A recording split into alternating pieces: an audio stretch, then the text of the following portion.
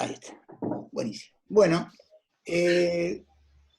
como habíamos quedado anteriormente, vamos a ahora analizar un diagrama de actividades múltiples. Aquí lo que vamos a incorporar son todos los sistemas que hemos visto hasta el momento, ¿no? El análisis del diagrama de hombre-máquina, pero en este caso, el hombre no solo va a operar una sola máquina, sino que van a ser dos, ¿no? Dos máquinas en forma sistemática, una después de la otra. El diagrama de actividades múltiples, dice, es una variación del diagrama hombre-máquina que se utiliza para representar aquellos casos en que el operario trabaja con más de una máquina.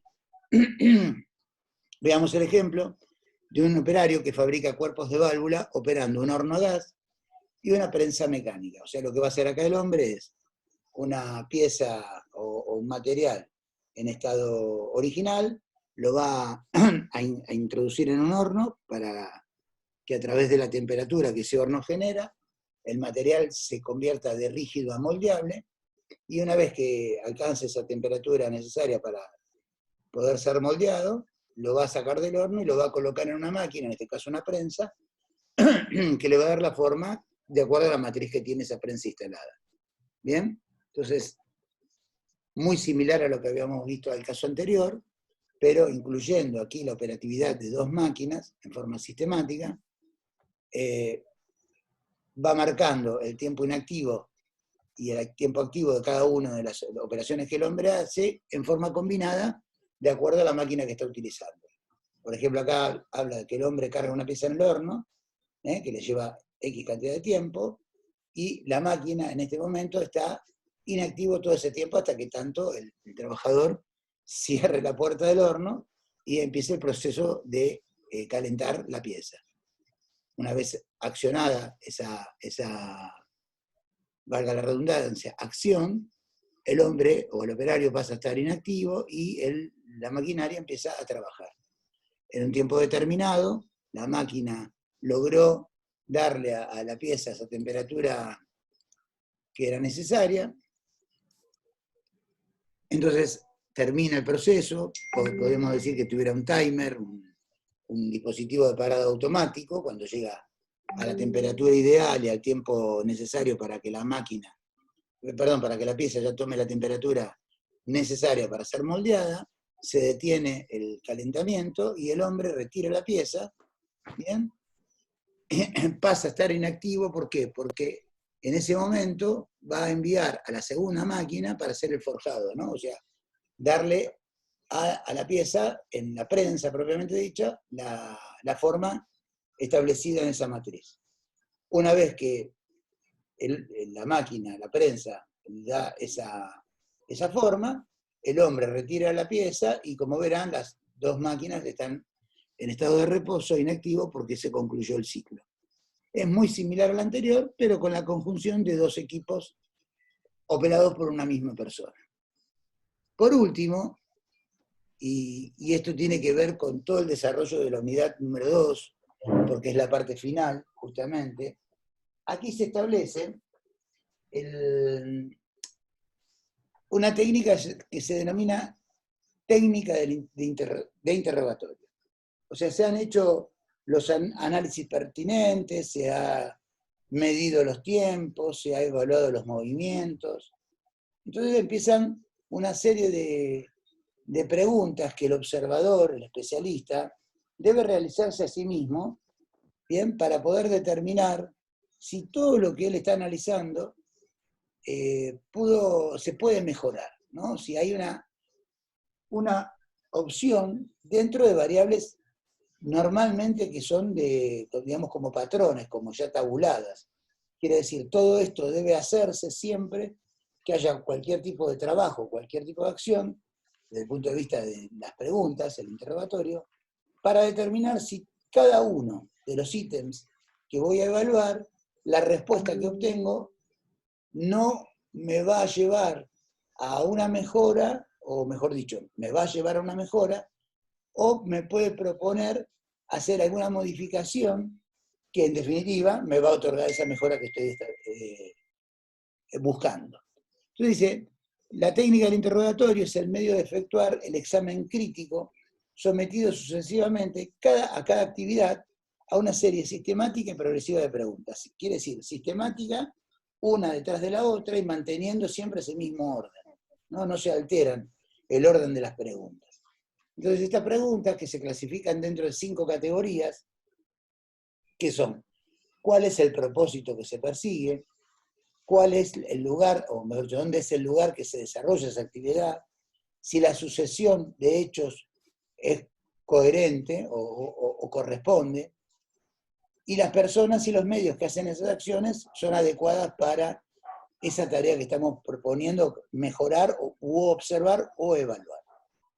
Dice que su misión principal es eliminar, combinar, ordenar de nuevo o simplificar dichas actividades previamente registradas con algunos de los diagramas ya estudiados. O sea que una vez que nosotros hicimos toda esta evaluación, cualquiera de los diagramas que pudimos ver, sobre todo particularmente los que tienen unidad de medida de tiempo, ¿no? O sea, el primero que vimos nosotros, que fue el de la percha, ¿sí?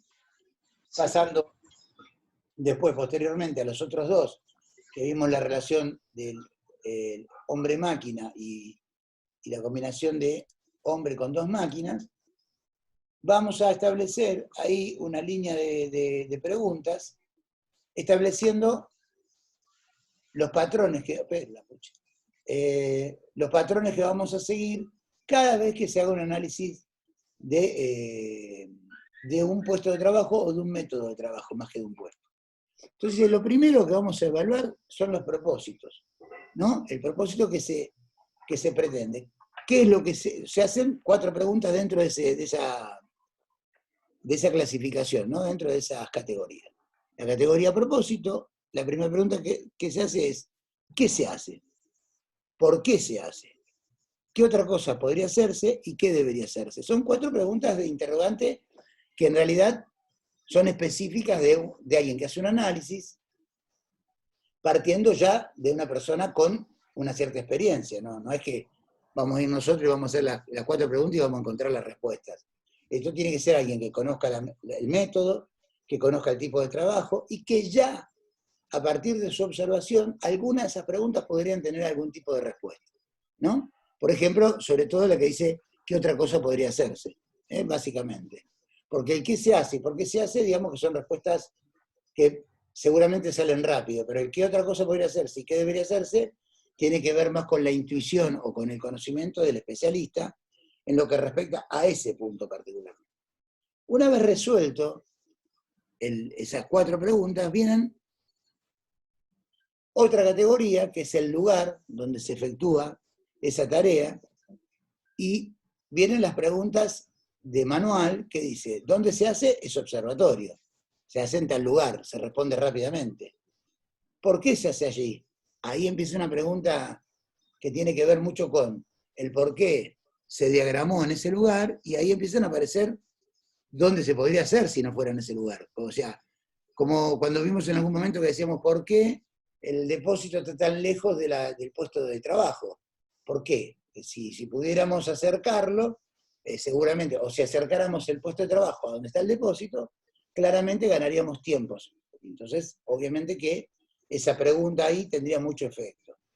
Entonces dice, ¿en qué otro lugar podría hacerse y dónde debería hacerse? O sea, ¿en qué otro lugar?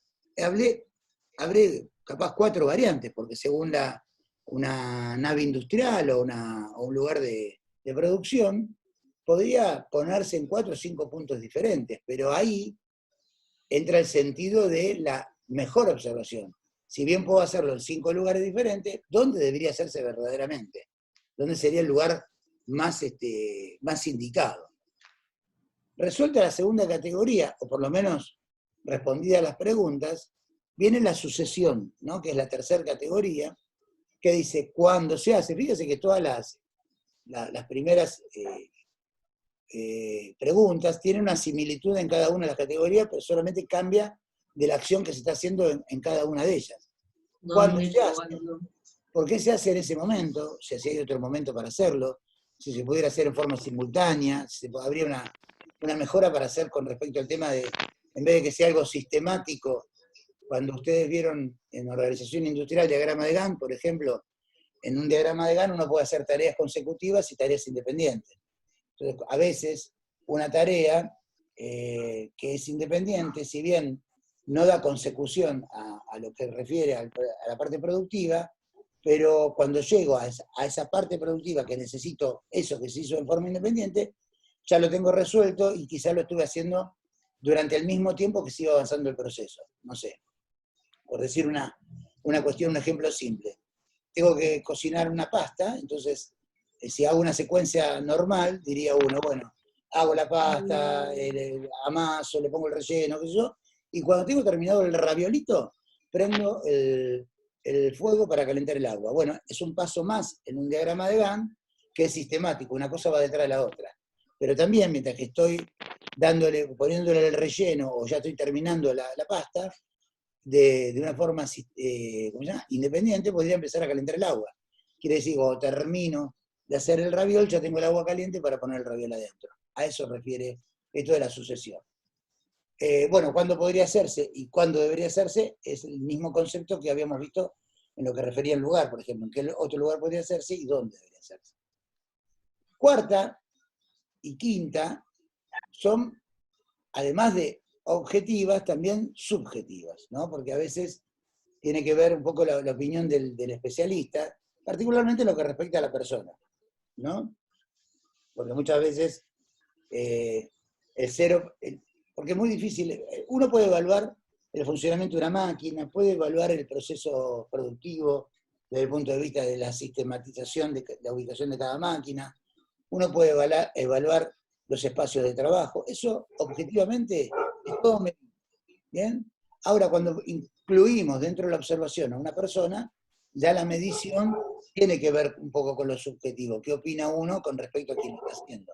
¿No? Si es apto, si no es apto, si es un tipo dúctil, si tiene más o menos velocidad en el proceso productivo. ¿Bien? Eso va a marcar una tendencia. Entonces, el observador, el analista, va siempre a poner una cierta, aunque no lo quiera hacer, y eso nos pasa a todos, va a poner un aporte subjetivo de la situación. Él lo va a tratar de ubicar como algo objetivo, algo medible, pero siempre está la opinión personal sobre una persona, por decir una tontería, pero que podría evaluarse, es medio torpe, ¿no? Por decir una cosa, porque esto se podría hacer de otra forma o con más velocidad. Entonces la primera pregunta es ¿quién lo hace? ¿No? ¿Por qué lo hace esa persona? ¿Por qué no podría hacerlo otra? ¿No? O sea, de todo el punto de vista del conocimiento que tenga la propia persona y que tenga quien observa a esa persona. ¿Quién podría hacerlo? O sea, fíjense que hay una subjetividad, porque quizás yo podría elegir entre dos operarios, cuál de los dos tiene mejores condiciones, si quisiera dar una resolución. ¿Y quién debería hacerlo? ¿No? Porque a veces capaz a esa persona que yo evalúo que podría hacerlo porque tiene las capacidades, pero no está disponible para ese momento. ¿Esto por qué es importante que se haga esa evaluación de la persona dentro de lo posible, lo más objetivo posible? Porque en general lo que se trata de marcar, recuerden que los métodos apuntan a un sistema de estandarización. O sea, yo no puedo subjetivizar una acción de una persona porque no somos todos iguales. Entonces, si yo marco y tomo tiempo de, por ejemplo, no sé, lo bien que podría hacer una tarea Nicolás, quizás esa misma acción que hace Nicolás con cierta destreza, no lo pueda desarrollar yo, Mario Ferrentino, con esa velocidad. Entonces, tengo que buscar un estándar que le sirva a todo el mundo, a todo el universo de personas que pudieran trabajar. Y por último, la evaluación de los medios, ¿no? Que tiene que ver con todos los medios técnicos, maquinarias, herramientas, que dice cómo se hace, por qué se hace de ese modo, de qué otro modo podría hacerse, con qué tipo de herramientas o qué tipo de metodología, y cómo debería hacerse. Como verán, dentro de las 5 categorías, las preguntas que son similares atañen o ocupan a cada categoría propiamente dicha, evaluándola en forma sistemática. El texto lo que nos dice es que estas 20 preguntas, porque son 5 y 4 por cada una, por eso la cuenta es de 20, en este orden, sin hacer ninguna modificación, analizando paso por paso, dice el texto que deben hacerse sistemáticamente, querría decir ahí, aunque dice sistemáticamente, cada vez que se empieza un estudio de métodos, ya que son la condición básica de un buen resultado. O sea que esto hay que replantearlo cada vez que uno analiza un método, cualquiera fuere, y aunque hayamos obtenido en una primera instancia un resultado obtenido a través de estas 5 preguntas o 5 categorías con 20 preguntas, una mejora, eso no quiere decir que en el tiempo debamos revisarlo y volver a hacerlas, porque alguna de estas preguntas puede tener una respuesta diferente, o porque cambió el escenario de trabajo, porque cambió la maquinaria. Cualquier innovación tecnológica que se incorpore a un método va a traer indefectiblemente un cambio para hacer todas estas preguntas, porque todo va a estar involucrado. Capacitación del personal, la sucesión de procesos que se hagan, producto de que la máquina, como hablaba antes Pablo, que él manejaba un viejo torno en la escuela secundaria. Si yo hago un análisis de un puesto de trabajo de ese torno, bien, o el método de trabajo de ese torno en forma completa, me va a dar un resultado de todas estas preguntas. Ahora, si incorporo uno que tiene un sistema de computación, claramente todas estas preguntas van a tener respuestas totalmente diferentes a las anteriores. Y obviamente que eso va a hacer que mejore ampliamente la parte productiva y los tiempos establecidos. ¿Bien? Bueno, con eso vamos a terminar, ya hemos terminado con la unidad número 2. ¿Te puedo hacer una pregunta? Sí. Bueno, yo quiero saber, si voy a una empresa, Sí. ¿a partir de dónde inicia mi trabajo? ¿Desde las preguntas es mi trabajo? ¿Quién hace estos diagramas? Bueno, si recordás cuando empezamos a ver esta materia y estas unidades, planteamos Sí. que nosotros teníamos que tener en cuenta el por qué teníamos que entender el estudio de métodos de trabajo. Bien, Sí. primero, nosotros no lo vamos a llevar a la práctica. ¿Por qué? Por una sencilla razón. No tenemos la expertise para hacerlo, no conocemos, o sea, no somos observadores, porque cada método, o mejor dicho, cada proceso productivo tiene una secuencia de acciones que hay que hacer que solo lo pueden hacer los especialistas que conocen la tarea. Bien, suponete Sí. que el que diseñó un sistema productivo en una instalación de cualquier fábrica, se establece que ya alguien pensó ese modelo de trabajo y esa misma persona o ese mismo diseñador es el que se va a hacer en forma sistemática este replanteo, ¿de acuerdo? Salvo que el día de mañana lo suplante otro especialista, que se refiere a eso, método de trabajo. Nosotros tenemos una intervención, como lo dijimos en clases anteriores, que tiene que ver con que en toda la secuencia de los métodos de trabajo no se elimine ninguno de los sistemas de seguridad establecidos en la tarea. ¿Bien?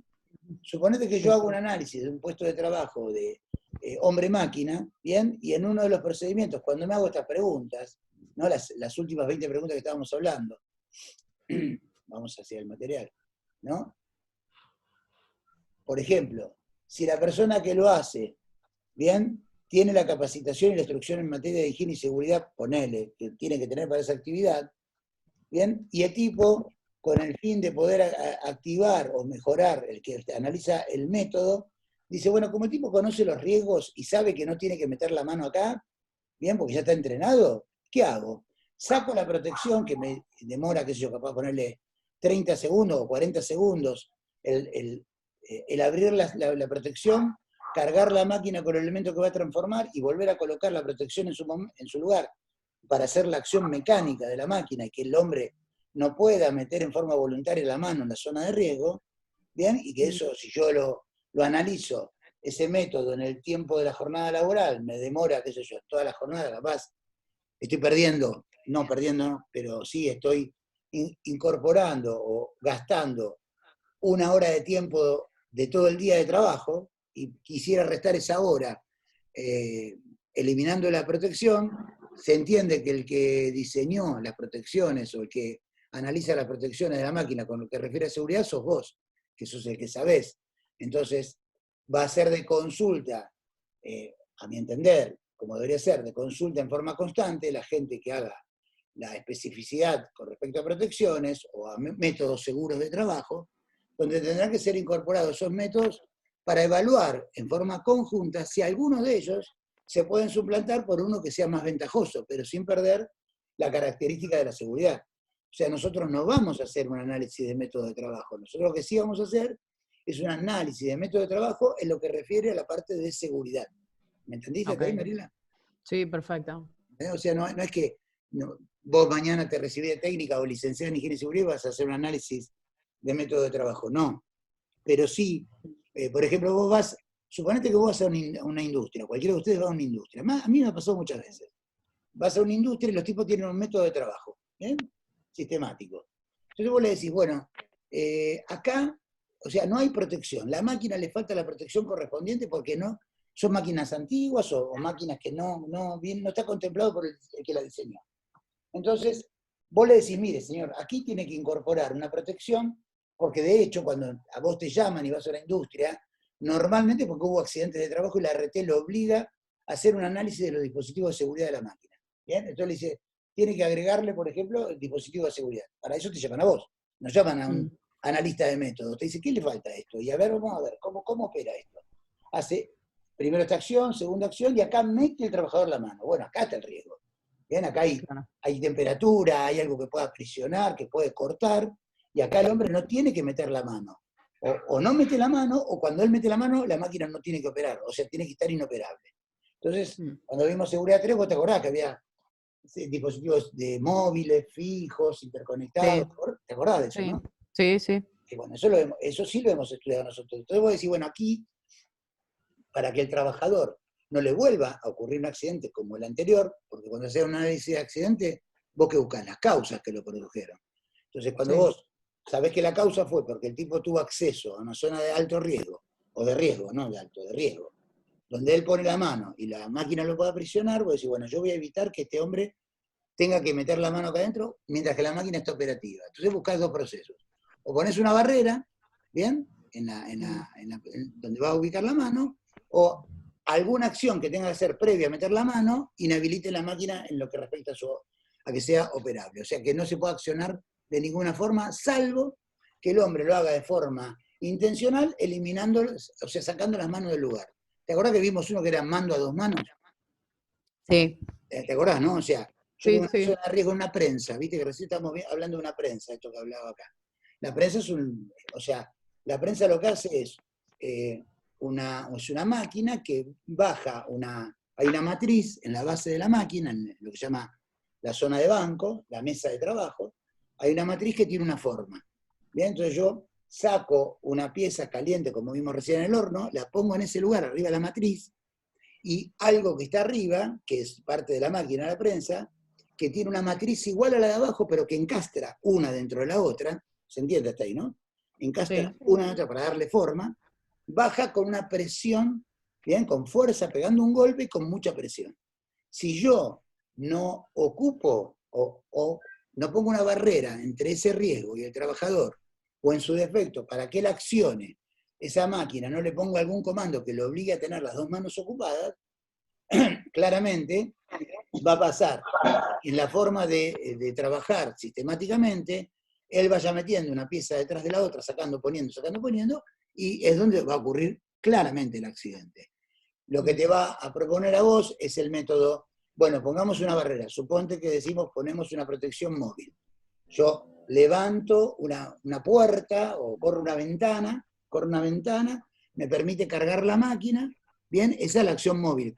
Cuando yo abro la ventana y meto adentro el producto que vamos a transformar, la máquina, como es interconectada, ¿qué pasa? Se corta la corriente, por ende, cualquier botón que yo apriete, la máquina no debe andar, ¿no? ¿Verdad? O sea que no hay riesgo de que caiga ese peso sobre la mano del trabajador.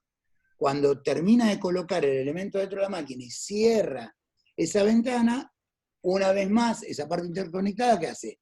Le genera energía a la máquina para que pueda trabajar. ¿Por qué? Porque ya tengo la ventana cerrada y la mano del hombre no puede ingresar. ¿Hasta ahí estamos de acuerdo? Sí. Bien. Ahora, suponte que viene el tipo que hace el estudio de métodos y hace el análisis de tiempos y movimientos. Entonces el tipo dice, bueno, abrir la ventana, ustedes lo vieron en el cursogramas anteriores, abrir la ventana 0,20 segundos, colocar el material 0,20 segundos, cerrar la ventana 0,20 segundos. Bueno, che, pero saquemos la ventana, ¿para qué? Estamos perdiendo 40 segundos o 35 segundos en cada operación por esta ventana. ¿Qué función cumple? Bueno, ahí venís vos y le decís. La función que cumple es que el tipo no mete la mano acá adentro. Y esto inhabilita la acción del hombre. Entonces, él no va a poder y lo dice el texto, no se puede mejorar un método poniendo en riesgo a la persona que está operando, porque eso va en contra de la higiene y seguridad en el trabajo. Vuelvo a repetirte y vuelvo a decirles a todos, nosotros no hacemos un análisis íntegro de métodos, sino hacemos un análisis íntegro de todos los métodos que se están utilizando, que se respeten todas las normas de seguridad establecidas o que deban agregarse. Porque puede ser que en un proceso, como les dije yo recién, a mí me tocó ir a una fábrica en Soldati, que un tipo tenía máquinas que eran del año 70, 80, viejísimas, y una productividad de, no sé, sacabas 500 cajas de cartón por hora. Lo que hacía era el estampado de las cajas de cartón de la pizzería, ¿vieron eso que lleva arriba la marca de la pizza?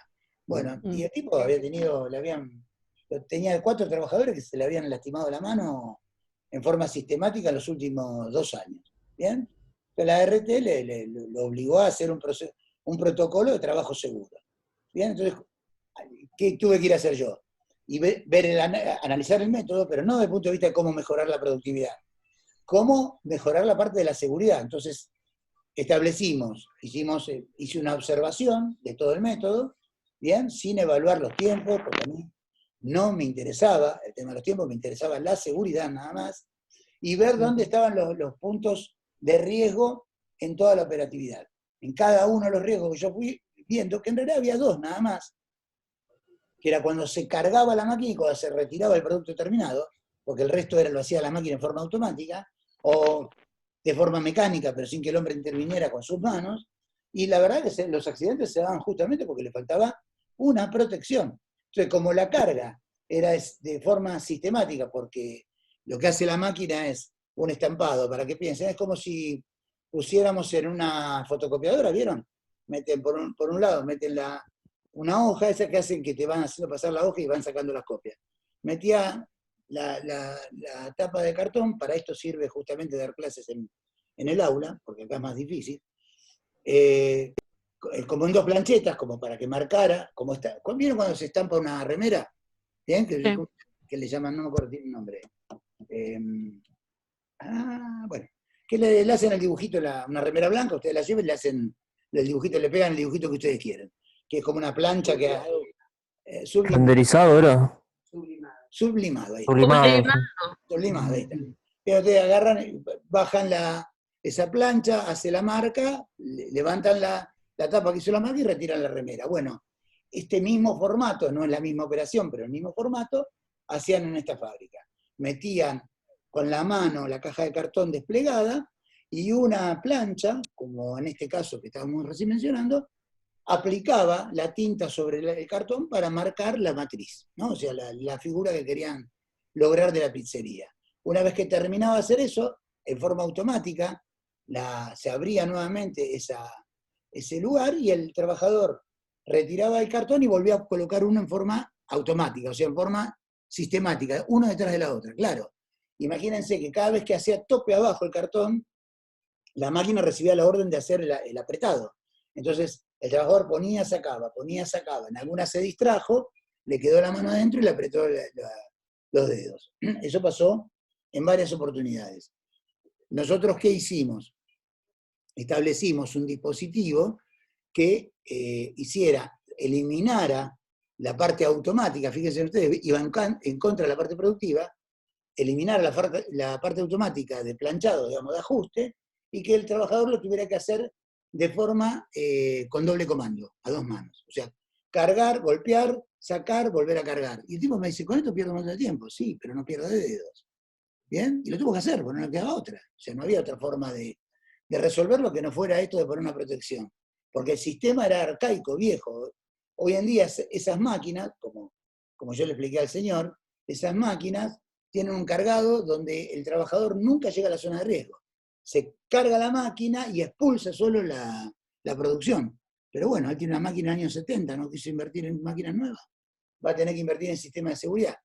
Por eso, cada vez que los diseños que se hacen de máquinas son, desde el punto de vista tecnológico, no solamente evolucionados desde ese punto de vista, sino desde el punto de vista de seguridad. Porque ya el que hace el diseño conoce la forma de trabajo y sabe todo lo que tiene que eliminar para que el hombre no ponga la mano en ese lugar. Y un torno, como estábamos hablando hace un ratito, un torno automático, tiene un sistema de protecciones que se pone la pieza, se ajusta a todos los parámetros, se cierra una puerta y el torno hace todo el proceso productivo y el hombre no puede meter nunca la mano ahí adentro. Porque de hecho el torno gira a gran velocidad. O sea que si yo toco alguna parte que está girando y me llega a enganchar la manga de la camisa o un anillo que tengo en la mano, el torno me devora el brazo. Eso es un accidente que ha pasado infinidad de veces con los viejos tornos como manejaban los chicos en el secundario.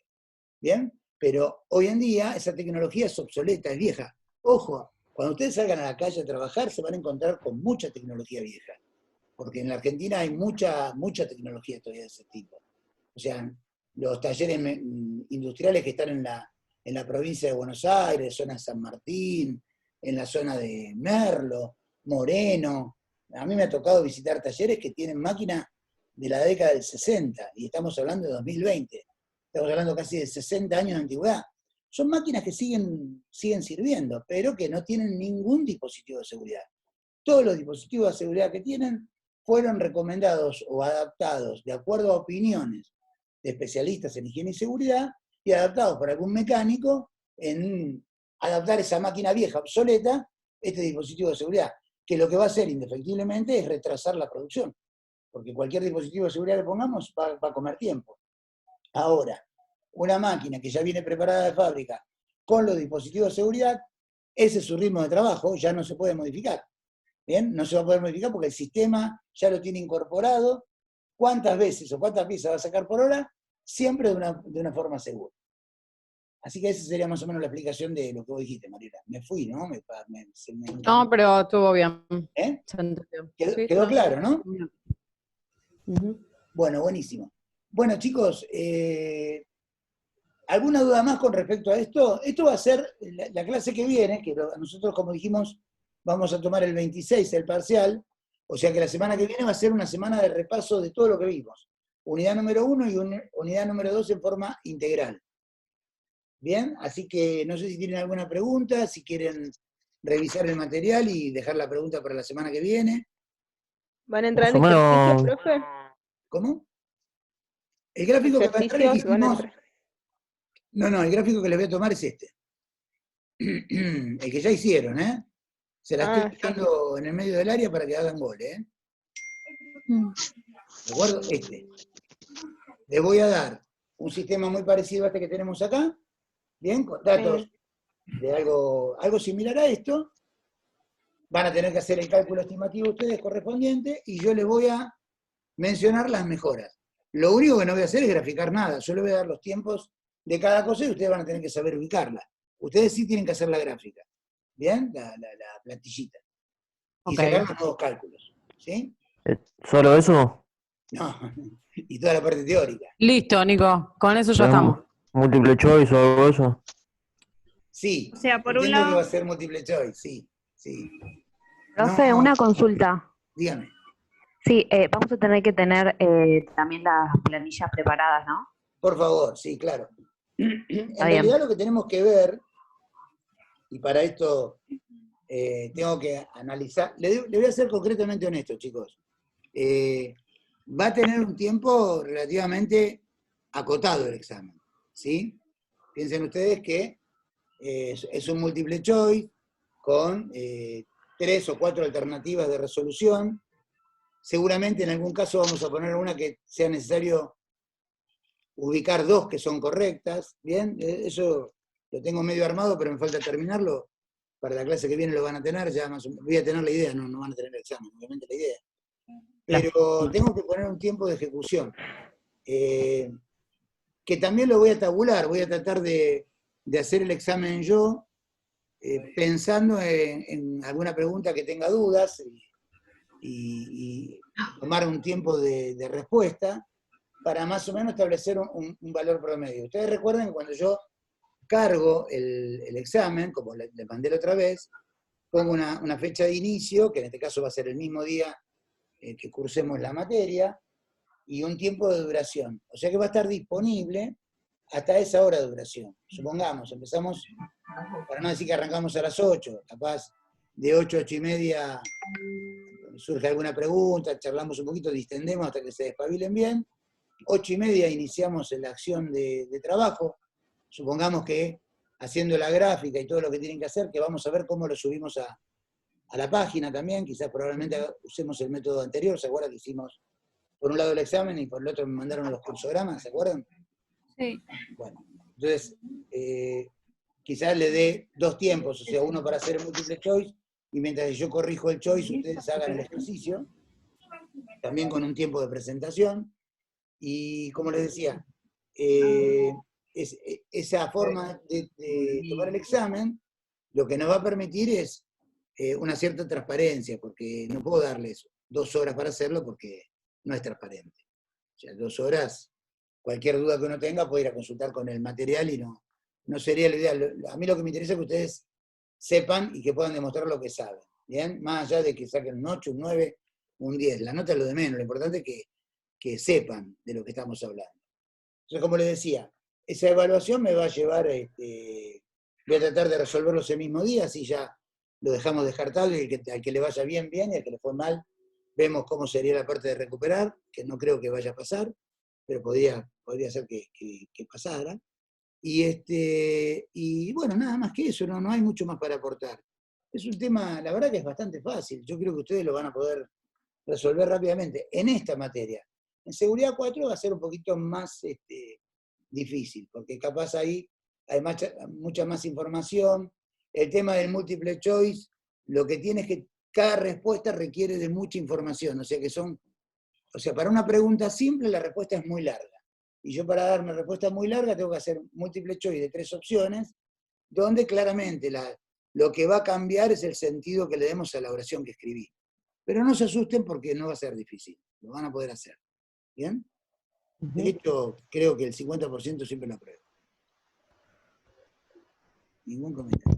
Bueno. Estaría restando el otro 50%, ¿no? No pasa eso.